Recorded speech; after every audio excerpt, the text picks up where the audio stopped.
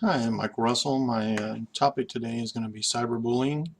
The reason this topic and I chose this topic was I actually have a daughter. She's 16 now, but she went through a serious bout of cyberbullying with some peers at school, and she actually switched schools because of it.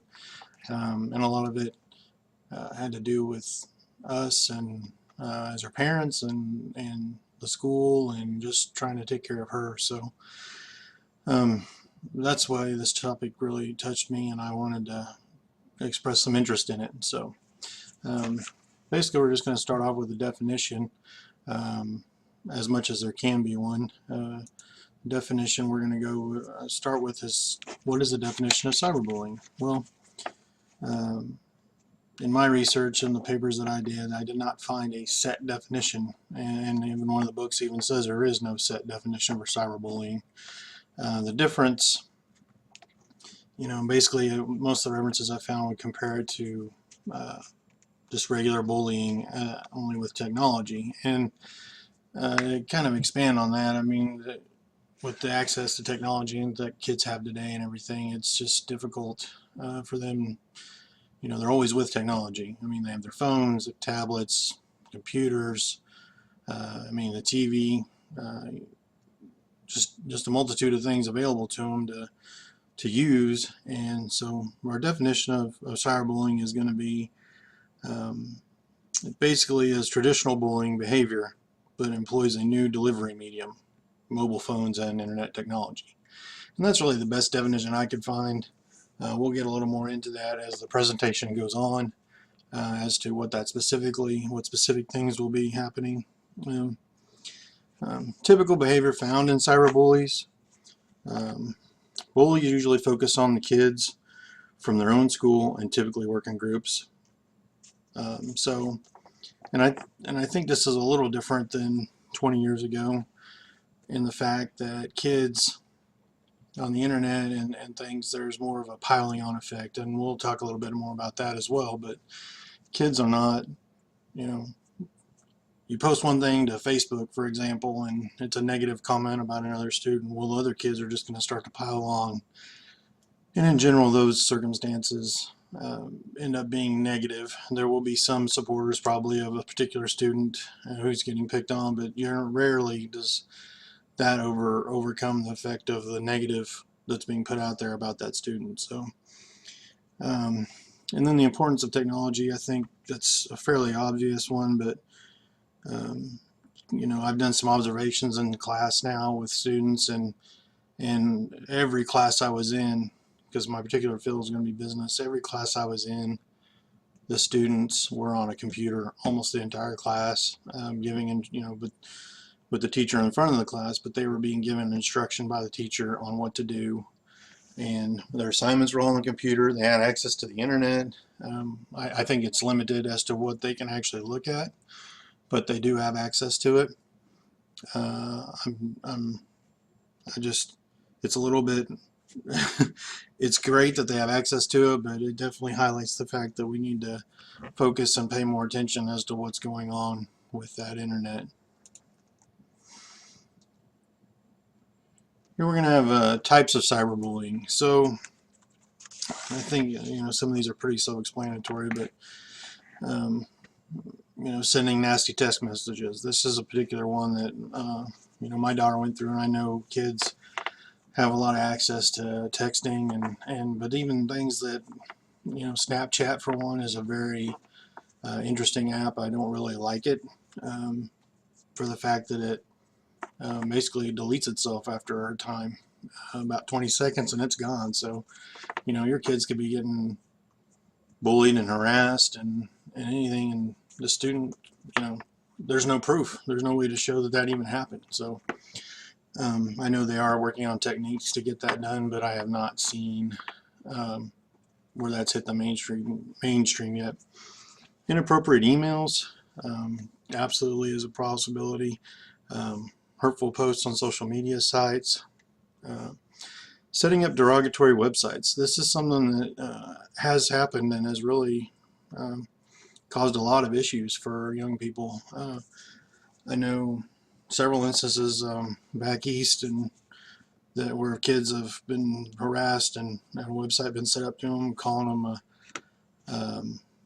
you know, nasty name or critiquing how they're acting, and everybody just gets involved, and then the student, you know, takes drastic action, and you know, they've done, even Law and Order has done, the TV show has done study or a show on this particular thing. So it is something that is very mainstream, and kids need to, you know, be aware of that, and parents and student teachers need to be aware of it. So, and then using cameras or phones to video a student to embarrass them.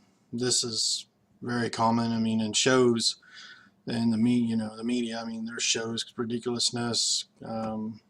You know, even America's Funniest Home Videos. Granted, they wouldn't show something like that most likely, but it does go to point out that you're always on film or tape or being recorded. So you need to be cautious of what's going on at school and the behavior of your students. So something I like to add into here that I don't really have on the Prezi, but in the research I found, it says talks about who is typically bullied, and it says 15 to 16-year-old girls are typically the bullied ones. Of course, in my own personal experience, that was true.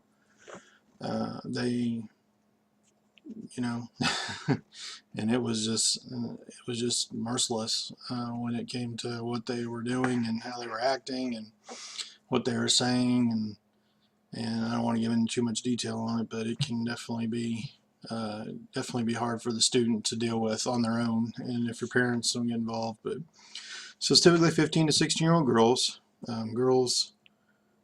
What's interesting is girls tend to report the cyberbullying less than boys, and I kind of found that kind of interesting in my research, because normally I think of boys as the ones who wouldn't tell. Normally I think they're more apt to try to deal with the situation on their own, and for girls to report it, you know, less than boys really kind of surprised me. I don't know if it's just something that they let roll off their back a little easier, or what happens until it becomes a serious issue. So in my opinion, I believe that girls get cyberbullied more than boys. I think it's just more of a trait, I guess, for females, and you know, I don't think boys take to the internet and to technology to convey their feelings like that, or to poke fun at somebody. And this is just through my research and my personal experience. So that's just where I'm at. So the effects on the students. Well, the obvious ones. You know, depression and hopelessness. They can lack social competence, and they will tend to cry easily. I definitely saw that. Have a difficulty defending themselves, and this is again where teachers and parents need to be aware. They will have low self-esteem. They will be anxious, and it can cause poor academic performance, and in a lot of cases it will.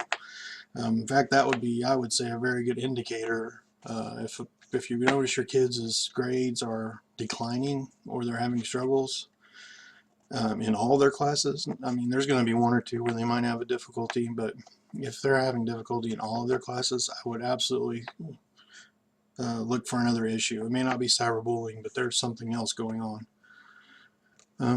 In my experience, it caused, you know, my daughter, she really just became, you know, what I would call a hard person. You know, she wouldn't share. She really just became like in a shell, and it's taken a while to get through that, but we have gotten there. And they'll just have a bad attitude, not to authority, and they feel like they don't fit in, which I've already spoke to. So something I think students don't think about, it can have effect on them down the road a long time. Even for students who bully and who are bullied. The students who bully, you know, they might be interviewing for a job 10 years down the road, and a Facebook post might pop up, or something derogatory that they said might become an issue. I mean, there could be things down the road that they don't even think of. And I think also for the bullied kids, obviously it can affect their performance at work or in an interview. if that person that's interviewing them reminds them of their bully, then it could definitely affect how they proceed in their work. So it's just things to consider. School involvement. Now this is something that I'm not real sure about my opinion on it's a little bit different, but in my research, schools are often unable to prevent cyberbullying due to the fact that most incidents take place away from school property. Schools do not want to infringe on students' First Amendment rights, and schools and teachers should keep an open dialogue with students so that students feel safe in talking about this subject. Some schools are reluctant about disciplining their students off campus. Well, obviously that's probably not in their realm of responsibility. Unfortunately, they can't police everything. They can't be with the student all the time, and I understand the First Amendment. So if kids are bullying kids out of school, even though the bullying is a result of them going to the same school, it's definitely up to teachers and parents. Teachers, in this case, to keep the dialogue open with their students. Go through some classes, speak about technology, what the benefits of it are, the negatives of it. Don't show them examples of what cyberbullying can do to kids. Show them how it can hurt their grades and hurt their self-esteem, and then it goes on to say students. As a follow-up, students are more willing to talk to their parents about cyberbullying than approach a teacher or an adult at the school, because the students don't think the parents or the adults at the schools can do anything about it. They think it's just a matter of they're on their own at school as far as what can happen to these kids, because they know the rules, and I'm sure the school has told them. And how parents can help. The important thing is parents need to be available. You got to speak to your kids. I know this seems very obvious, but as everybody gets busy, you're going to soccer games, you're doing this, doing that. You're just kind of going through the motions, getting through it. You can definitely lose track of that, and you got to make sure you speak to your kids. Monitor what your kids are doing on the internet. This is something where I felt huge. If your kids are hiding their phone when you walk by, or they're turning the TV off or turning the computer off when you walk by, these are definitely things that trigger you. And I did key on them, but you got to be stubborn about it, and you have to be persistent with it. So, and if you do detect any issues, you should keep an open dialogue with the school if they believe there has been an issue with cyberbullying involving your student. We did this and spoke to the school, and really there's, like I said in my prior point, there's nothing that really the school can do. It is, they can't suspend them. If it doesn't happen during school hours, they can't really do anything, unfortunately. So, and I mean, it's fortunate we live in a country where people can speak their mind and have that opinion, but unfortunately it does have an effect sometimes on our own children. So, this is the end of my presentation. I appreciate the time. Thank you.